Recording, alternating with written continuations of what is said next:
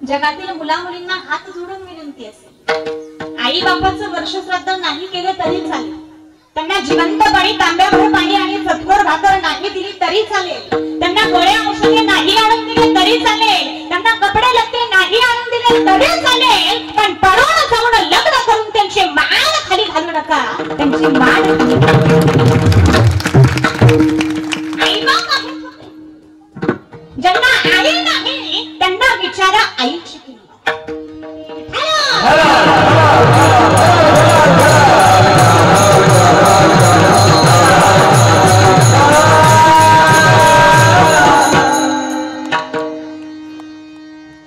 वक्रतुंड महाकाय सूर्यकोटि समप्रभ निर्विघ्नं कुरु मे देव सर्वकार्येषु सर्वदा.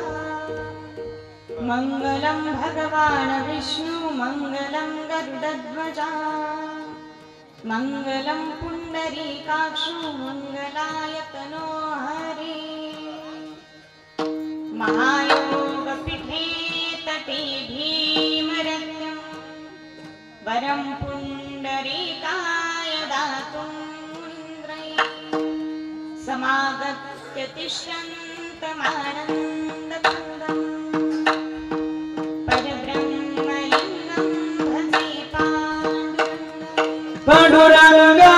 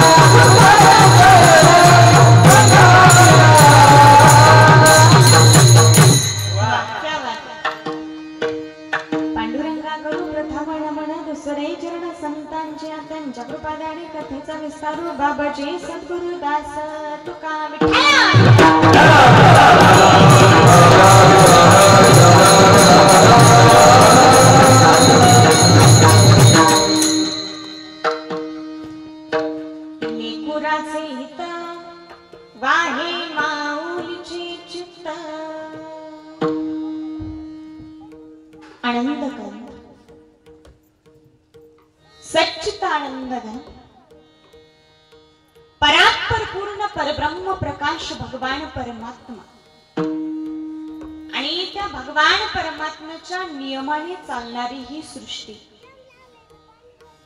या सृष्टीतील एक जीव, एक व्यक्तिमत्व, एक माता तत्व कैलासवासी सोजाबाई रंगनाथ पाचंगे या आजींना जाऊन 1 वर्ष पूर्ण झालेले आहे. आणि त्यांच्या प्रथम पुण्यस्मरणानिमित्ताने आपण सर्वजण या ठिकाणी जमलेलो आहोत. त्यांच्या पाठीमागे त्यांचा सर्व परिवार आहे. निवृत्ती रंगनाथ पाचंगे मुलगा, एकनाथ रंगनाथ पाचंगे मुलगा, एक मुलगी होती. त्याचप्रमाणे आणखी एक मुलगा होता, तोही मयत झालेला आहे. त्याचप्रमाणे नातू आहे, नाती आहे, भरपूर असा मोठा परिवार आहे, पाचंगे परिवार आहे. आणि या परिवाराला सोडून या आजी आपल्यातून 1 वर्षांपूर्वी निघून गेलेल्या आहेत. या आजी 95 वर्षांचे आयुष्य घेऊन इहलोकात जन्माला आल्या. इहलोकाचं आयुष्य त्यांनी उपभोगलं आणि 1 वर्षांपूर्वी इहलोकाचा त्यांनी निरोप घेतला.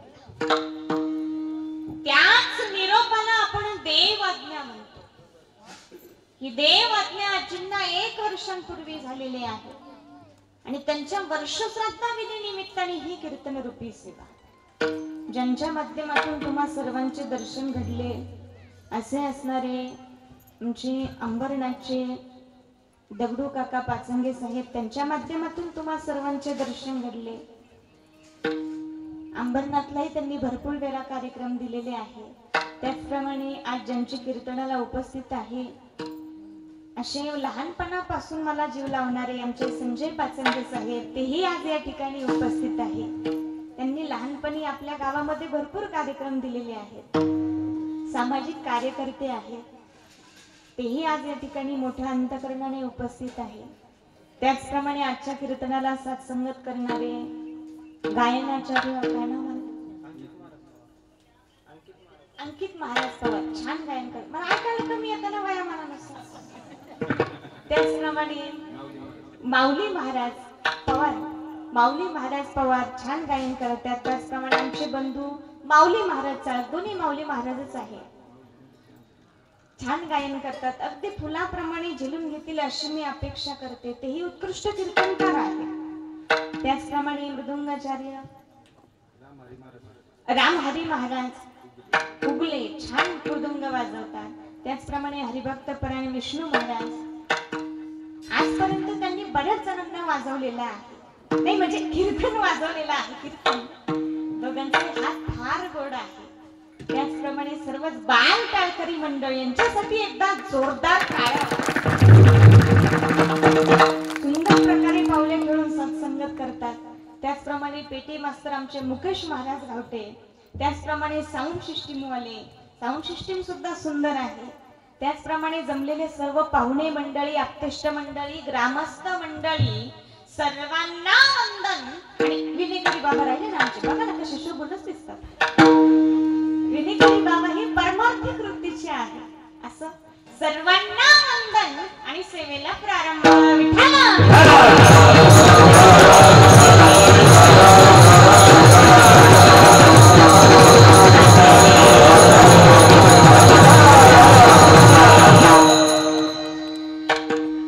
प्रसंग पुण्यस्मरणानिमित्ताचा आहे. त्या निमित्ताने ही कीर्तन रूपी सेवा आणि या कीर्तन रूपी सेवेकरिता जो अभंग आपण घेतलेला आहे तो अभंग संत तुकाराम महाराजांचा आहे. तुकोबराय या अभंगातून आईचे महत्व सांगतात. या परिवाराने सुद्धा आईच्या ऋणातून मुक्त होण्यासाठी, आईचा उद्धार होण्यासाठी या परिवाराने हा कार्यक्रम आयोजित केलेला आहे.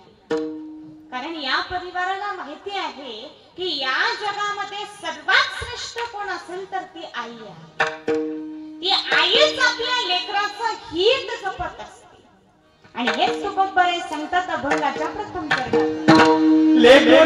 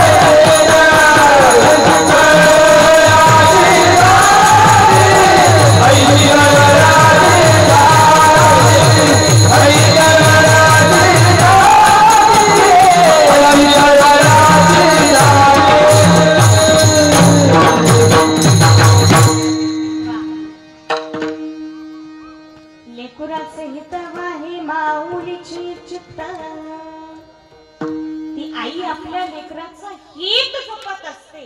म्हणून या जगामध्ये सर्वात श्रेष्ठ कोण असेल तर ती आई आहे. एक जण म्हणाला आईपेक्षा पृथ्वी मोठी आहे ना. अरे भाई पृथ्वी काहे की बड़ी, वो तो शेष के माथे पे खड़ी. तो कौन बड़ा? शेष बड़ा. जोर से बोलिए सब लोग, कौन बड़ा? शेष बड़ा.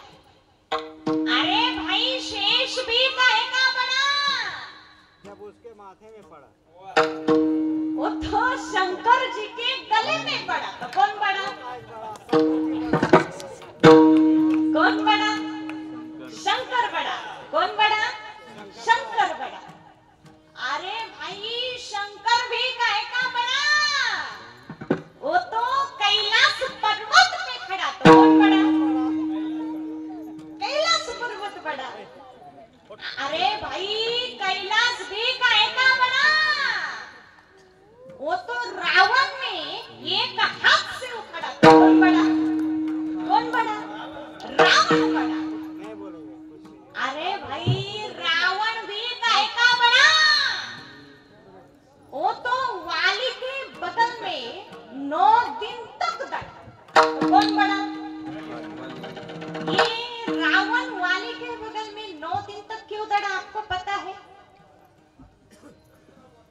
एकदा रावण वाली जवळ आला तेव्हा वाली 7 समुद्राचं स्नान करण्यासाठी निघाला होता. तेवढ्यात रावण आला. ए वाली मेरे साथ युद्ध कर. ए वाली मेरे साथ युद्ध कर. तर वालीने विचार केला एवढ्या शुभ कार्यासाठी निघालो आणि मध्येच हा 10 तोंडाचा किडा येऊन वळवळ वळवळ करायला लागला. त्या वालीला धरला असा रावण बघला दाबला.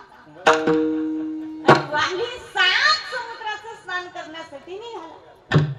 7 समुद्राचं स्नान करण्यासाठी वालीला 9 दिवस लागले. किती दिवस लागले? 9. मोठ्याने बोलत जा सर्वजण. किती दिवस लागले? 9 दिवसानंतर वाली माघारी आला. आरशासमोर उभा राहिला. वर हात करून म्हणाला बस झालं एकदाच स्नान. वर हात केल्या केल्या रावण टक्कन खाली पडला. म्हणजे रावण वाली के बगल में 9 दिन तक दड़ा. तो कौन बड़ा? कौन बड़ा? वाली बड़ा. अरे भाई वाली भी काहे का बड़ा, वो तो राम ने एक बाण से उड़ा. तो कौन बड़ा? राम बड़ा. अरे भाई राम भी काहे का बड़ा, वो तो हनुमान जी के हृदय में लखन भैया सहित सीता मैया सहित खड़ा. तो कौन बड़ा? कौन बड़ा? हनुमान बड़ा. अरे भाई हनुमान भी काहे का बड़ा,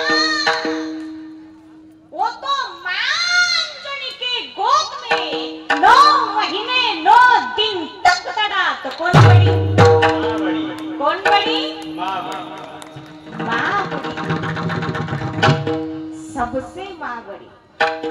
सबसे बड़ी माँ जगत में, सबसे बड़ी माँ. सबसे बड़ी माँ.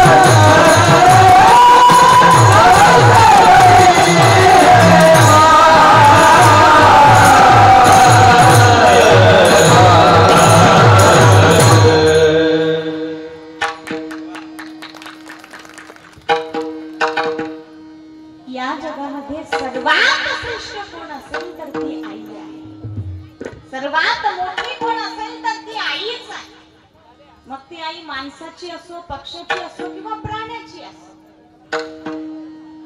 एकदा आम्ही त्र्यंबकेश्वरला गेलो होतो। आपल्यापैकी कोणी त्र्यंबकेश्वरला गेला असेल तर आपल्याला माहिती असेल तिथं माकडं भरपूर आहे।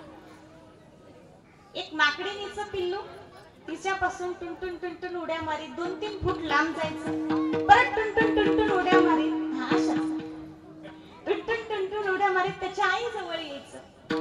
फार गोंडस दिसायचं। 4-5 दिवसातच असेल त्याची ती इवली इवलीसे कान, छोटे छोटे गोल गोल गोल गोल गरगर फिरणारे डोळे, एवढी एवढीशी वळवळ वळवळ करणारी शिट्टी, छोटे छोटे हातपाय। आम्ही एकटक लावून त्या पिल्लाकडे बघू लागलो। त्या माकडीच्या लक्षात आलं, त्या माकडीने ते पिल्लू हातात घेतलं, आपल्या छातीशी कवटाळलं, शेजारी पडलेली मुठभर माती उचलली, त्या पिल्लावरून 3 वेळेस ओवळली आणि ती माती खाली टाकली आणि ती माकडी त्या मातीवरती थुकली। कशावर थुकली? कशावर थुकली? मातीवर नाही, खऱ्या अर्थाने ती आमच्यावरच थुकली।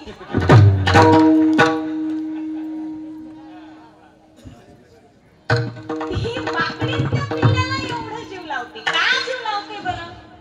कारण त्या माकडीला माहिती आहे पिल्लू मोठं झाल्याच्या नंतर, मी म्हातारी झाल्याच्या नंतर हे पिल्लूच मला दवाखान्यात नेणार आहे, हे पिल्लूच माझ्या दवाखान्याचा खर्च करणार आहे, बरोबर ना? माकडीचा तिला माहिती आहे असं काहीही होणार नाही, तरी सुद्धा त्या बाळाकडून कोणत्याही प्रकारची अपेक्षा न ठेवता लाभाविना प्रेम करत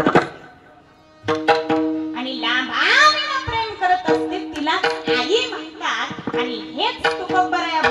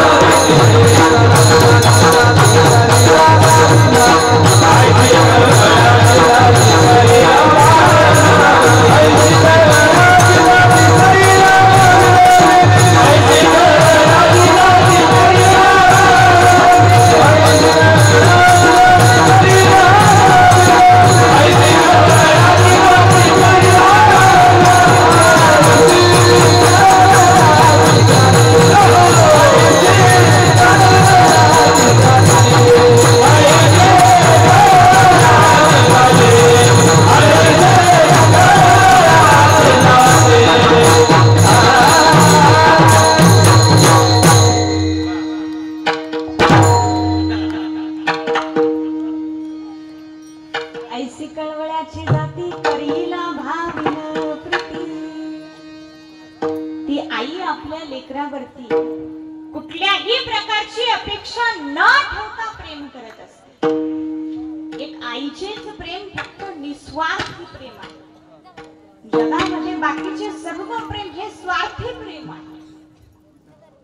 नवे नवे माणसांचे भांडणं सुद्धा स्वार्थासाठी असतात. काही जण सत्तेसाठी भांडतात, काही जण नावलौकिकासाठी भांडतात, काही जण जमिनीसाठी भांडतात, काही जण बांधासाठी भांडतात, काही जण पैशासाठी भांडतात. फक्त नवरा बायकोच अशी आहे जी विनाकारणच भांडतात. कुठलंच कारण लागत नाही. बघा नवरा बायको होते. नवरा म्हणाला आज मी म्हैसूच विकत आणतो. गेला बाजारात, पण पैसे कमी पडले. कोणी उधारही दिले नाही. आला तसाच माघारी. घरी येऊन पाहिलं तर बायको डबे घासत होती. त्याने विचारलं का ग, कुठून आणले हे नवीन डबे? तिने सांगितलं बाजारातून आणले. कशासाठी? हा जो मोठा डबा आहे ना तो आपल्याला दूध घालून ठेवण्यासाठी. हा जो छोटा डबा आहे ना तो आपल्या बाळाला दूध पिण्यासाठी. आणि हा जो मधला डबा आहे की नाही, माझी गावात एक बहीण आहे तिला दूध देण्यासाठी. हा म्हणाला तिला दूध द्यायचं नाही. म्हणाली अहो धाकटी बहीण आहे, शिवाय तिची गरिबीही आहे. ते मला काही सांगायचं नाही. तिला दूध द्यायचं नाही म्हणजे नाही. तिला राग आला.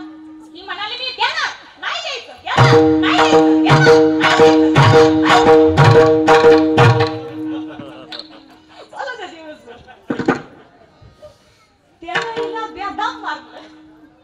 ती मार खाता खाता म्हणाली मी गुपचूप का मग तर त्याने लाखाने तुडवली. यांचा सगळा गोंधळ पाहत असलेली शेजारची काकू पळत आली. पळत आली तशी तो म्हणाला काकू मला का मारलं? काकू म्हणाल्या अरे गाढवा तुझ्या म्हशीनं आमचा सगळा घास खाल्ला. काकू म्हैसच नाही तर तुमचा घास कसा खाईल? अरे मग म्हैसच नाही तर तिला कशाला मारितो? म्हैस आहे का? पण नसणाऱ्या म्हशीवरून त्यानेही मार खाल्ला आणि तिनेही मार खाल्ला. नसणाऱ्या म्हशीवरून नवरा बायकोचं भांडण आहे. विनाकारणच भांडण. विठाल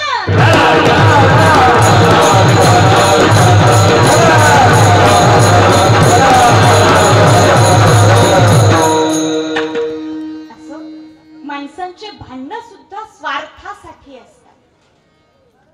परंतु आईचे प्रेम हे निस्वार्थी प्रेम असते. कुठल्याच प्रकारची अपेक्षा न ठेवता लाभाविरती प्रेम करत असते. आईच आपल्या लेकरांना घडवत असते. छत्रपती शिवाजी महाराज घडले. छत्रपती शिवाजी महाराजांनी स्वराज्य घडवले. पण छत्रपती शिवाजी महाराजांना माँ जिजाऊ आईसाहेबांनी घडवले. छत्रपती शिवाजी महाराज कसे घडले लक्ष देऊ नाही का? या महाराष्ट्रात लढाया चालूच होत्या. या सुलतानी सत्तेसाठी मरत होते या भूमीचे भूमिपुत्र. या भूमीचे भूमिपुत्र मरत होते आणि राज्य मात्र सुलतान चालवत होते. याची कीव माँ जिजाऊ आईसाहेबांना येत होती. मराठ्यांच्या मुली बारी हरभरा रस्त्यावरून उचलून नेल्या जात होत्या.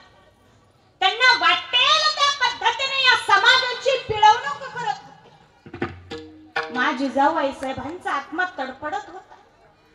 माँ जिजाऊ आईसाहेबांना वाटत होते की आपल्या देशाला एक राजा पाहिजे. पण तो राजा असा बाकीच्या राजांसारखा अत्याचारी नकोय. तो राजा असा बाकीच्या राजांसारखा भ्रष्टाचारी नकोय. तर तो राजा हा नीतीनं वागणारा पाहिजे. तो राजा हा धर्मानं वागणारा पाहिजे. तो राजा हा बाया नाचवणारा नाही तर बाया वाचवणारा.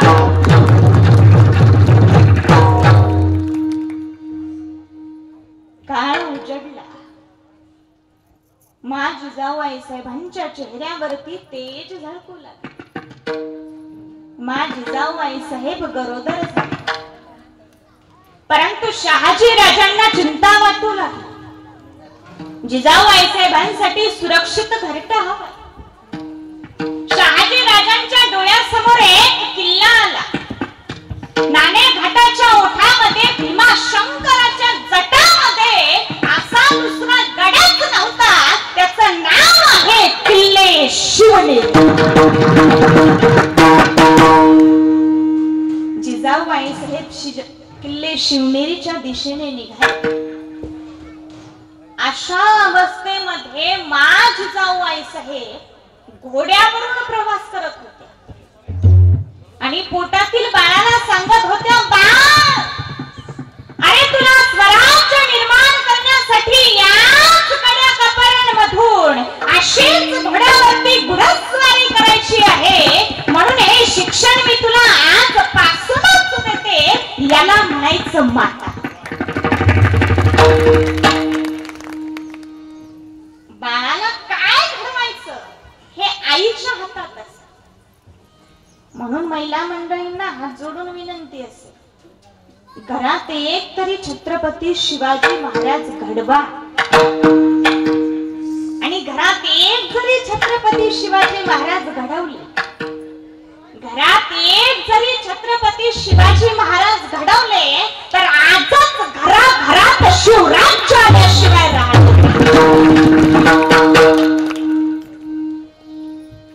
मा जिजाऊ आईसाहेब गडावरती पोहोचल्या.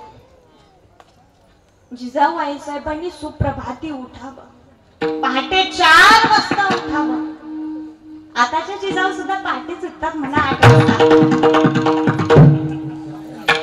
8 वाजता आता त्यांना सांगितलेलंच बरं. जिजाऊ आईसाहेबांनी रामायण महाभारताच्या कथा ऐकाव्या. आताच्या जिजाऊ टीव्ही पाहतात. आता तो टीव्ही गेला, आता आला मोबाईल. त्या टीव्ही मधून, मोबाईल मधून आजकालच्या माता मावल्यांनी घेतली फक्त फॅशन. अहो, तरुण तरुणी फॅशन करते या नवल नाही, काय काय म्हातारे सुद्धा फॅशन करते. काजळच लावते, लिपस्टिकच लावते, फेअर लवलीच लावते, आपल्या घरात केस काळे करते. ती फेअर लवली तर म्हाताऱ्यांनीच माग केली. एका मुलीला तिच्या मैत्रिणी रोज म्हणायच्या, अगं, ही लिपस्टिक तुला खूपच छान दिसते, या लिपस्टिकने तुझे ओठ खूपच सुंदर दिसतात. त्या पोरीची आजी रोज ऐकायची. त्या म्हातारीने एक दिवस विचार केला, खरंच या लिपस्टिकने ओठ सुंदर दिसत असतील का? चला आपण पण एक दिवस ट्राय करून म्हाताऱ्याला सरप्राईजच देऊ. पोरगी गेली कॉलेजला. म्हातारीला हळूच पोरीची पर्स उघडली. त्या पर्स मधून काढली एक ट्यूब, लावली होटाला, पण ती होती फेविक्विकची. गेले होत चिटकून. लावली म्हातारी म्हणून.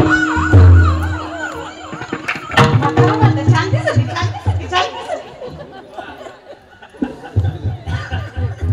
बडबडच कमी झाली, बंदच झाली. पोरांना म्हातारी दवाखान्यात नेली, ऑपरेशन करून ओठ मोकळे करून म्हातारी घरी आणली.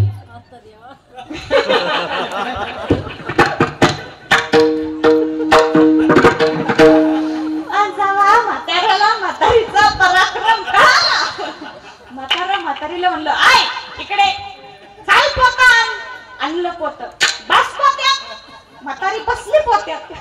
म्हाताऱ्यानं पोत्याचं तोंड बांधलं ना, अशी म्हातारी कुत्रीच्या वेळी धापा धापा अशी हाणली. इतकी हाणली पोत फाटूस तवर हाणली. त्या फाटलेल्या पोत्यातून म्हातारीची पळाली.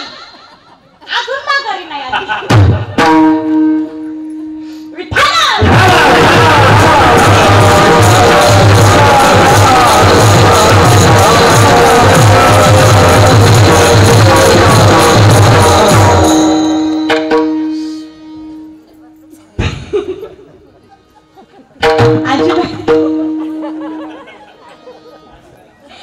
हसू रडू लागले आजी.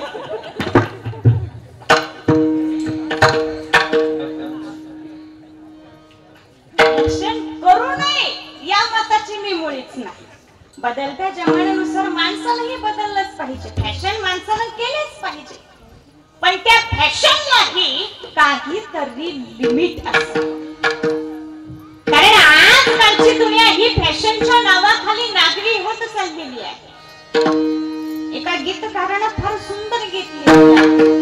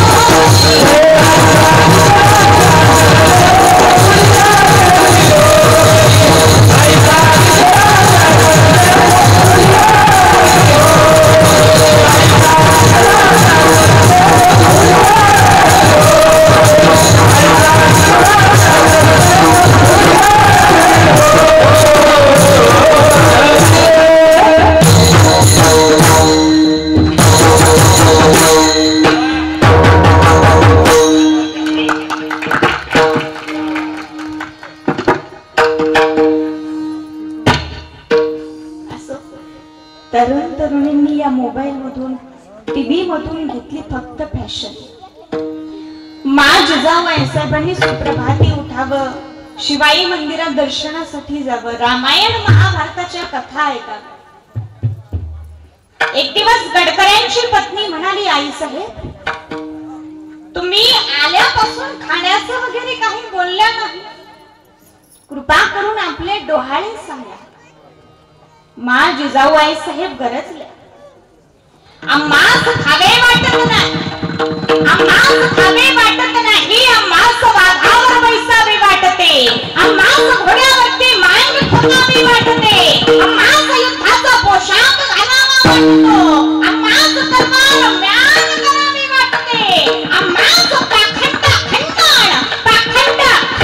करावी वाटते. आणि आताच्या जिजाऊंचे डोहाळे, आम्हास वडापाव खावा वाटतो, आम्हास पाणीपुरी खावी वाटते, आम्हास पिझ्झा खावा वाटतो. एका बाईला विचारलं, मावशी तुम्हाला काय डोहाळे होतात? ती म्हणाली, मलाही ना बया नाकात कमी पडत अशी वेगळं खाणाऱ्याच्या पोटी माकडं जन्माला येतात.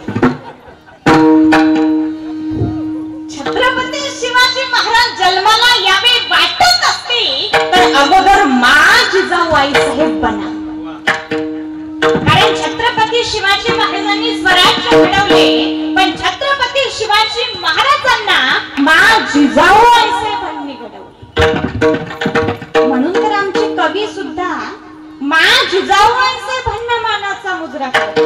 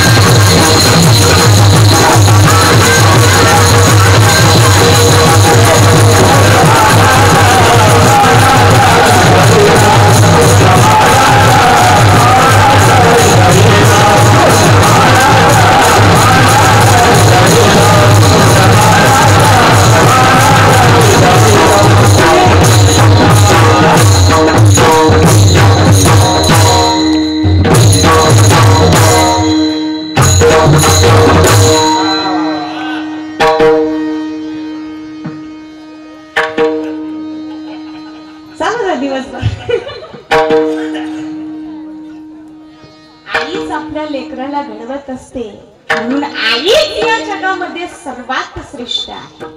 कारण आपल्या लेकराचं हित जपणारी कोण असेल तर ती आई आहे. ती आई आपल्या लेकराविना लाभाविना प्रेम करत असते. त्या आई वडिलांचं मुला मुलींवरती किती प्रेम असतं महाराज. एक 15 वर्षाची मुलगी काहीतरी चाहूल लागली म्हणून झोपेतून खटकन जागी झाली. समोर पाहते तर काळा कुट्ट माणूस, धिप्पाडचा धिप्पाड माणूस. मुलीनं विचारलं, आपण कोण आहात? मी यमदूत आहे. यमदूताचं नाव ऐकून मुलगी थोडीशी घाबरली. आपण का? तुझ्या आईला नेण्यासाठी आलोय. हे शब्द ऐकताच मुलीच्या डोळ्यातून गळगळ गळगळ अश्रू सुरू झाले. यमदूताचे पाय पकडले. नका ना नेऊ माझ्या आईला, नका ना नेऊ माझ्या आईला. माझ्या आई ऐवजी तुम्ही मला घेऊन चला. माझ्या आईला जगू द्या, तुम्ही मला घेऊन चला. आपण आदला बदली करू. यमदूत म्हणाला, ही आदला बदली अगोदरच झालेली आहे. खरं तर मी तुलाच नेण्यासाठी आलो होतो, पण माझी चाहूल तुझ्या आईला लागली. तुझी आई झोपेतून जागी झाली आणि तुझ्या आईने मला सांगितले, माझ्या मुलीला जगू द्या, मला घेऊन चला. माझ्या मुलीला जगू द्या, मला घेऊन चला. माझ्या मुलीला जगू द्या, मला घेऊन चला. हे म्हणणारी फक्त आईच असते, फक्त आईच असते, फक्त आणि फक्त आईच असते.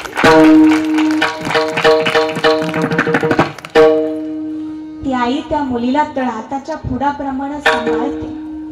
9 महिने 9 दिवस पोटात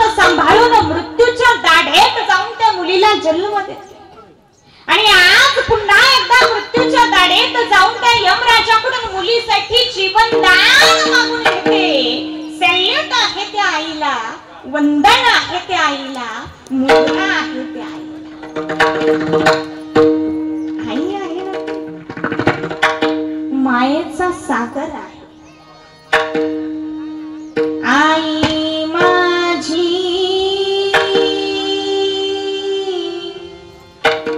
मायेचा सागर,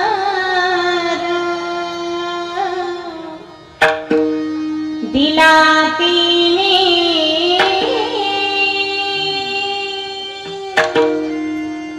जीवनाकार.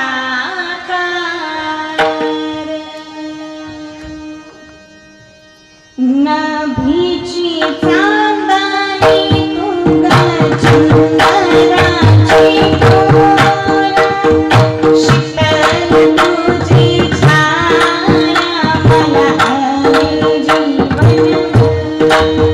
तुझ्या शीतल छायेवरती आयुष्य जगली.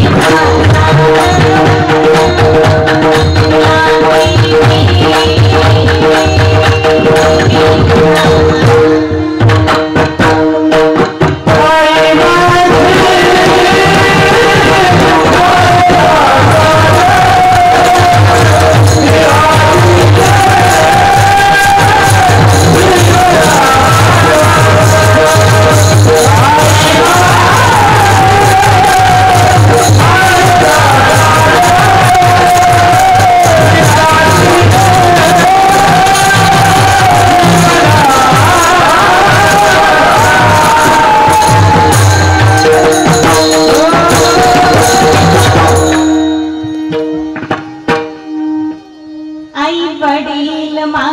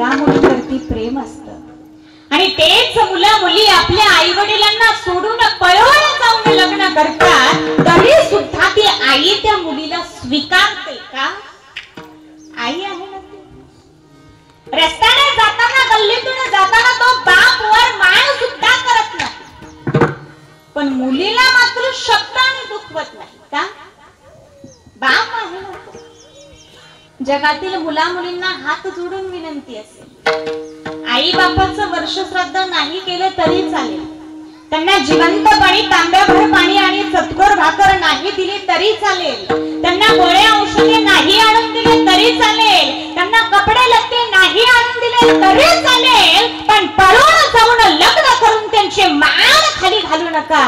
त्यांची मान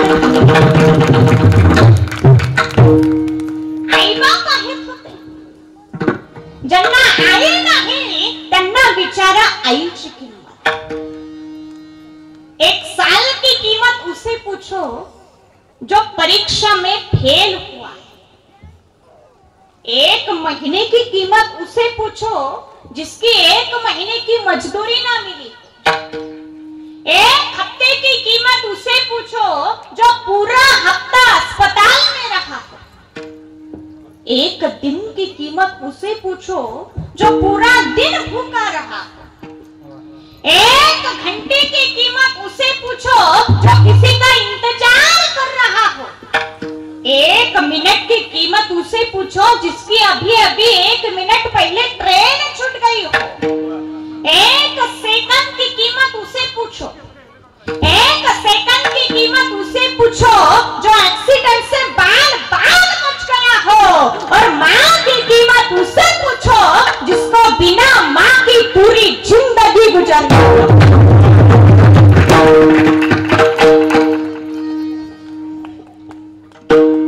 इराक देशातील अनाथ आश्रमामध्ये, अनाथ आश्रम, छोटे छोटे मुलं मुली खेळत होते। एका छोट्याशा 4 वर्षाच्या मुलीने खडूने फरशीवरती एक चित्र काढले। भले मोठे चित्र काढले। एका झोपलेल्या स्त्रीचे चित्र काढले आणि ती मुलगी सुद्धा त्या चित्राला खेटून झोपली आणि बाकीच्या मुलांना सांगू लागली, हे बघा, मी आता माझ्या आईच्या कुशीत झोपलेली आहे। आता मला थंडी सुद्धा वाजत नाही, कारण माझ्या आईच्या कुशीत झोपले ना मी। माझी आई माझ्या कुरळ्या कुरळ्या केसांमधून आता हात फिरवत आहे। माझी आई मला आता कुरवाळत आहे। ज्यांना आई नाही त्यांना बिचारा आईची किंमत, त्यांना आई मिळाली नाही, त्यांना आई मिळाली नाही, पण त्यांना आई कळाली। तसे या पाचंगे परिवाराला सुद्धा आई कळाली, म्हणून आईच्या ऋणातून मुक्त होण्यासाठी, आईचा उद्धार होण्यासाठी या परिवाराने एवढा सुंदर कार्यक्रम आयोजित केला। त्यांच्यासाठी एकदा जोरदार कार्यक्रम।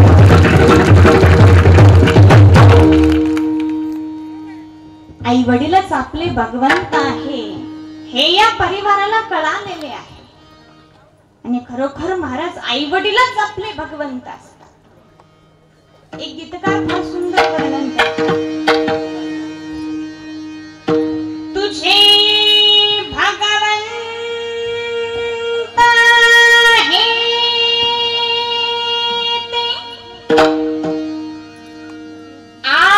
आदि दर्शन तू घ्यावे रे, जन्म देणारा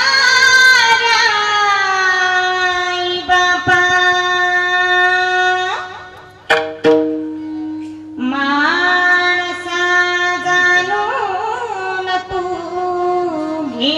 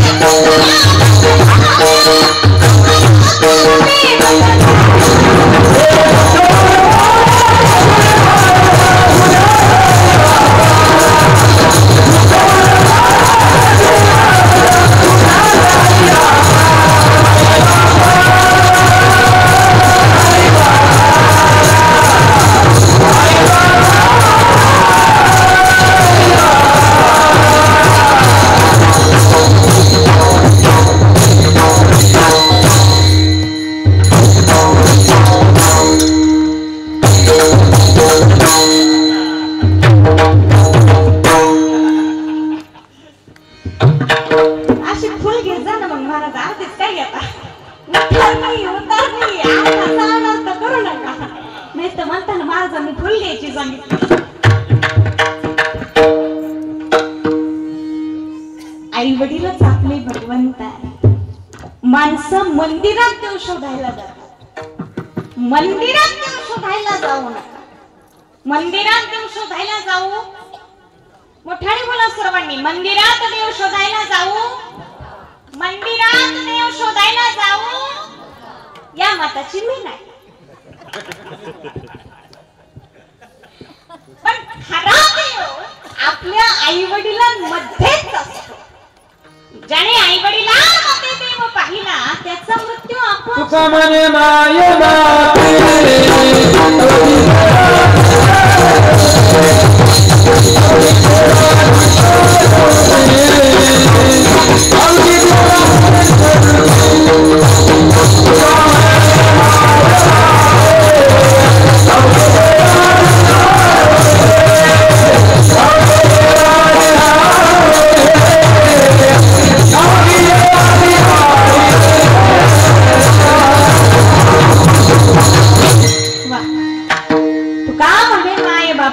देवाचीच रूपे.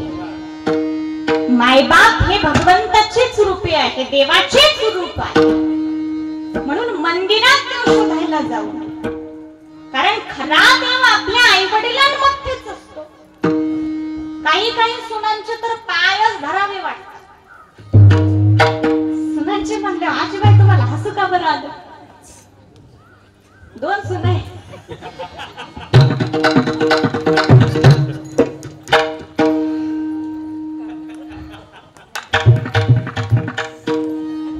शहरामध्ये एक कुटुंब होते. आई वडील, छोटा मुलगा आणि म्हातारी. म्हातारी म्हणजे सासू. म्हातारा 30 वर्षांपूर्वीच गेलं होतं. कुठं?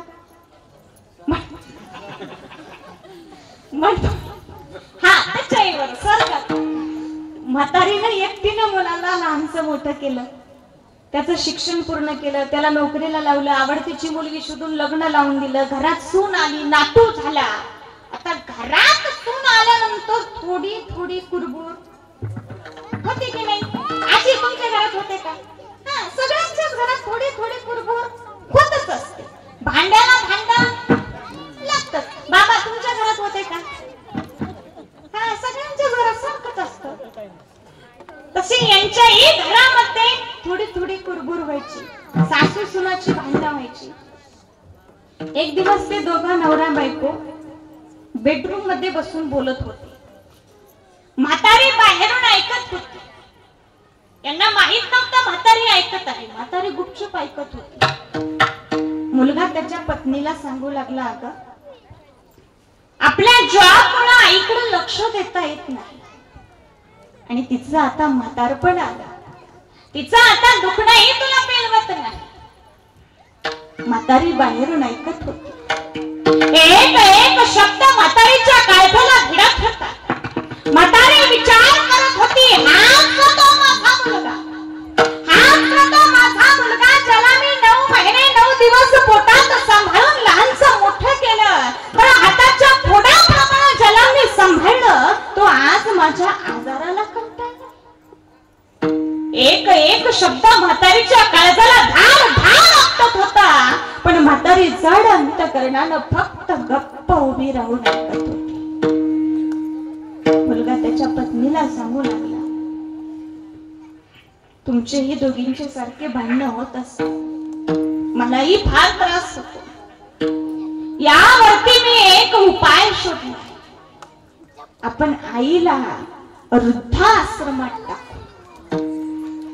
हे शब्द ऐकताच म्हातारीच्या काळजात खंजीर खुपसावा असा शब्दांचा मारा म्हातारीला बसला. म्हातारी धारकन जमिनीवरती कोसळली. अंगावरती डोंगर कोसळल्यासारखी म्हातारी खाली बसली. आपला हुंदका आवरत आवरत म्हातारी कान एकवटून फक्त ऐकू लागली. मुलगा त्याच्या पत्नीला सांगू लागला की तू म्हणत असशील पैशाची व्यवस्था, तर तीही तिची व्यवस्था आपण तिथं करून देऊ. म्हातारी म्हणत असेल मला नातवाची आठवण येते, तर तीही तिची इच्छा आपण कधी कधी पूर्ण करत जाऊ. आईला आपण वृद्धाश्रमात पाठवू. यावर तुझं काय मत आहे? आता सून बोलू लागली. सून बोलली की मी नक्की वृद्धाश्रमात जाणार, पण सुनानं जे उत्तर दिलं ते उत्तर ऐकून सासूच्या डोळ्यातून पाणी आलं. काय उत्तर दिलं तिनं मोठ्या आवाजात सांगितलं, आई वृद्धाश्रमात जाणार नाही म्हणजे नाहीच. अगं पण मग तिला गावाकडे तरी कोण सांभाळणार, तिला दवाखान्यात कोण घेऊन जाणार, तिला भाकरी थापून कोण खाऊ घालणार. नाही, आई गावाकडेही जाणार नाही, आई गावाकडेही जाणार नाही, आई वृद्धाश्रमातही जाणार नाही, आई इथेच राहणार, आपल्या सोबतच राहणार आणि आई माझ्याच हातच्या भाकरी खाणार.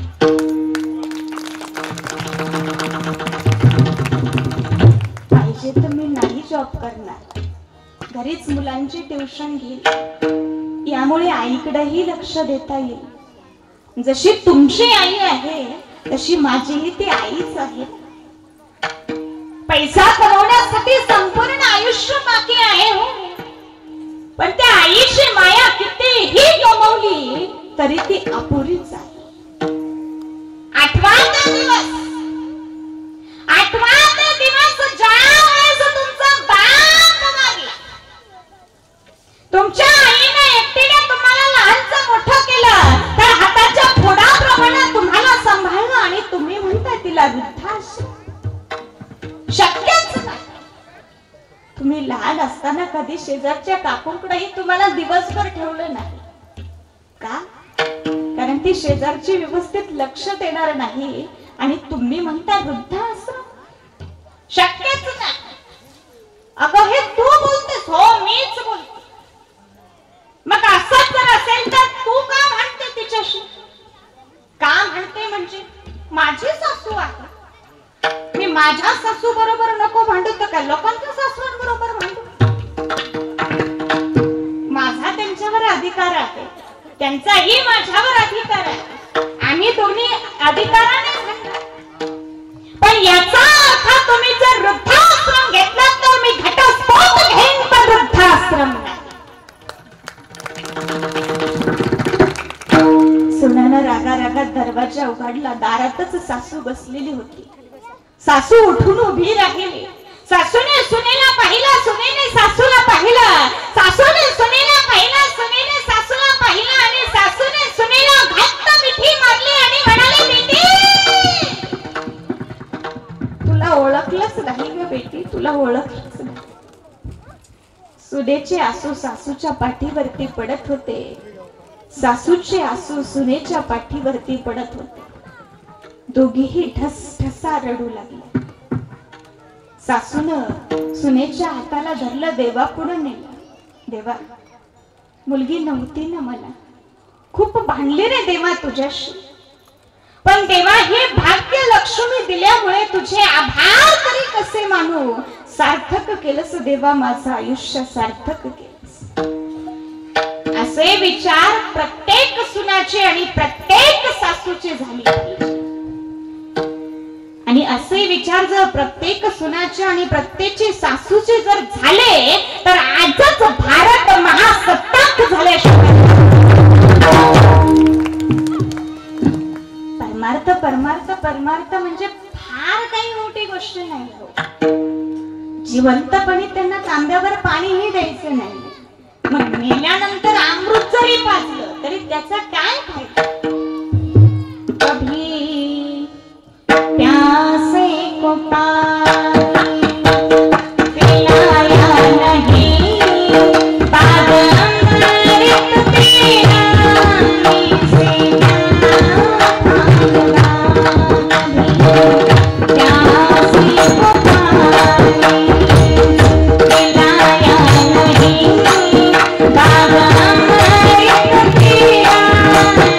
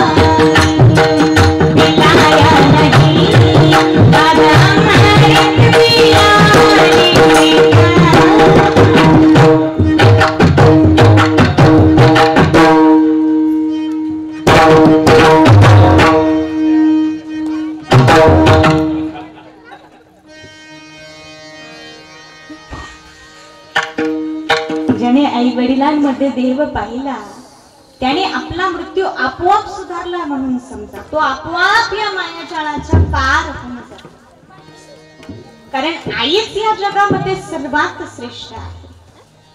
कारण ती आई 9 महिने 9 दिवस आपल्याला पोटामध्ये सांभाळून आपला भार वाहून नेत असते. आपला सर्व काही ती आई सहन करत असते. आणि हेच तुकोबर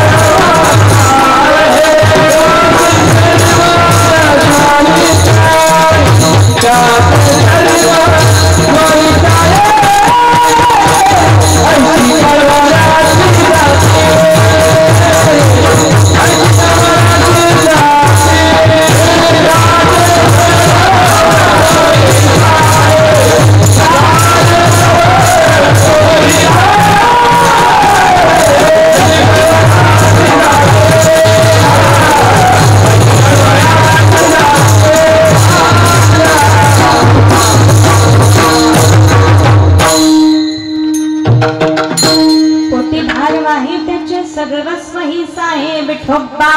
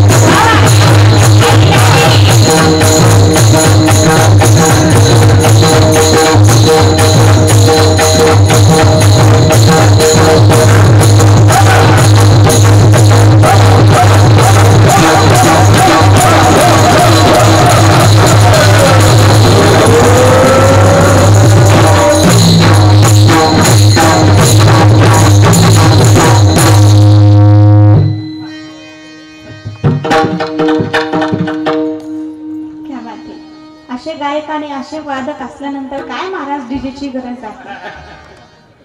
हा सुख सहळा स्वर्गी नाही. ती आई आपला लेकराचा 9 महिने 9 दिवस पोटामध्ये सांभाळून भार वाहून नेत असते. ती आई आपलं सर्व काही सहन करत असते.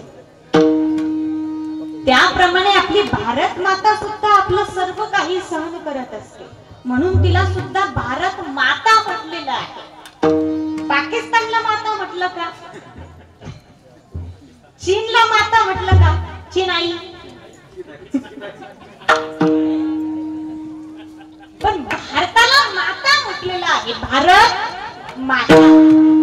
कारण ती भारत माता आपल्याला सर्व काही सहन करून, आपलं सर्व काही सहन करून देत असते. ज्याप्रमाणे आपला 9 महिने 9 दिवस पोटात सांभाळून आपला भार आई वाहून नेत असते, आपली भारत माता सुद्धा आपलं सर्व काही सहन करत असते. तसे संत सुद्धा आपलं सर्व काही सहन करतात. म्हणून तुकोबराय म्हणतात की माझे जे ओझे आहे, माझे जे ओझे आहे ते मी संतांवरती लादून देतो. आणि हेच तुकोबराय सांगतात. तुका म्हणे माझे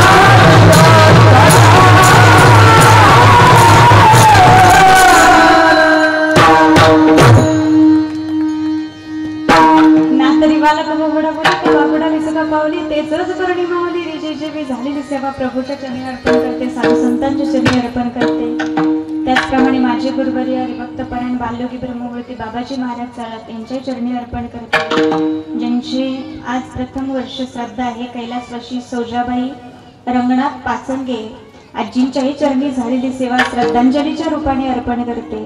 त्यांच्या पाठीमागे त्यांचा सर्व परिवार आहे. निवृत्ती रंगनाथ पाचंगे, एकनाथ रंगनाथ पाचंगे, त्याचप्रमाणे संपूर्ण पाचंगे परिवार, त्याचप्रमाणे या पाचंगे परिवारातील नातू नाती आप्तेष्ट मित्रमंडळ पाहुणे मंडळी सर्वांचे मनापासून आभार मानते. त्याचप्रमाणे ज्यांच्यामुळे तुम्हा सर्वांचे दर्शन घडले असे असणारे आमचे दगडू साहेब पाचंगे साहेब, त्यांच्या माध्यमातून तुम्हा सर्वांचे दर्शन घडले, त्यांचे मनापासून आभार मानते.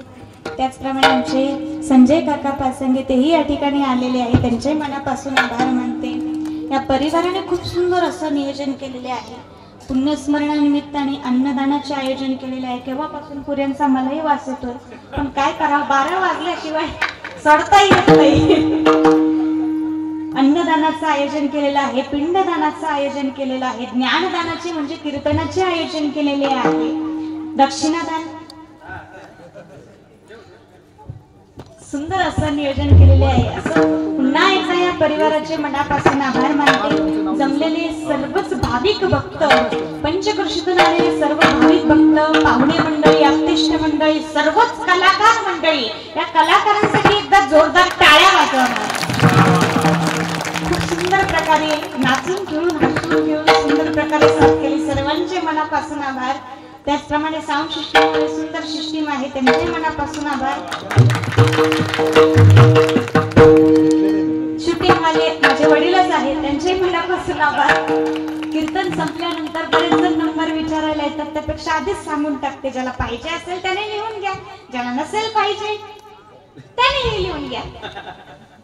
कोणी विचारले तर सांगण्यासाठी, तुका म्हणे फार थोडा तरी घ्या लिहून. 73 50 94 87 17. परत एकदा सांगते, 73 50 94 87 17. पुन्हा एकदा सर्वांचे मनापासून आभार आणि या ठिकाणी सेवेला पूर्ण ज्ञानेश्वर